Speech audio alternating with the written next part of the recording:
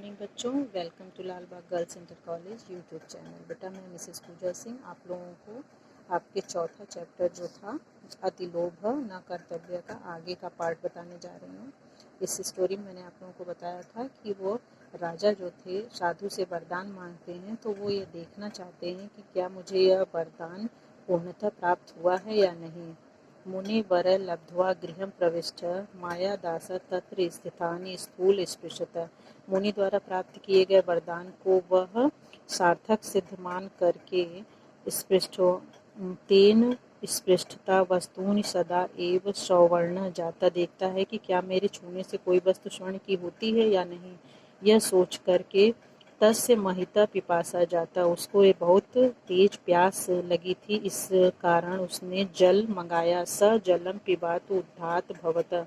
जल पीने के लिए जैसे ही उसने जल को पात्र को हाथ में उठाया, तेन स्फुट जलपि सुवर्ण पिंड जाता। जैसे ही जल को उठाता है तो वह पिंड स्वर्ण का हो जाता है, अर्थात जो ग्लास वह हाथ में लेता है वह सोने का हो जाता है।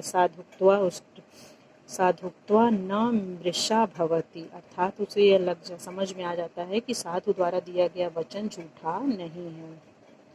तस्मिन् अवसरे राजकुमारी कुसुम मंजरी माया तत्रागत, तभी उसी अवसर पर राजकुमारी कुसुम मंजरी मायादास के पास आती है पिताजी और कहती है, पिताजी अतीव सुंदराणी रमणीय पुष्पाणी लेकर के उनके पास आती है। नृपाति मंजरी कोमलांगे स्पर्श, नृप की जो मंजरी को लेकर के उसे अपनी गोद में तेन स्पृष्ट अपने गोद में बैठा लेता है। मंजरी को स्वर्ण से छूते ही वह स्वर्ण की हो जाती है।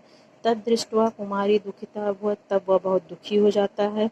सुता स्पृष्टानी, उसको छूते ही वह स्वर्ण की हो जाती है। सह राजा जो होते हैं मायादास को बुलाते हैं, अर्थात उसको बुलाते हैं साधु को, और उनके सामने रोते हुए यह कहते हैं कि मेरी पुत्री को किसी भी प्रकार से ठीक कर दें।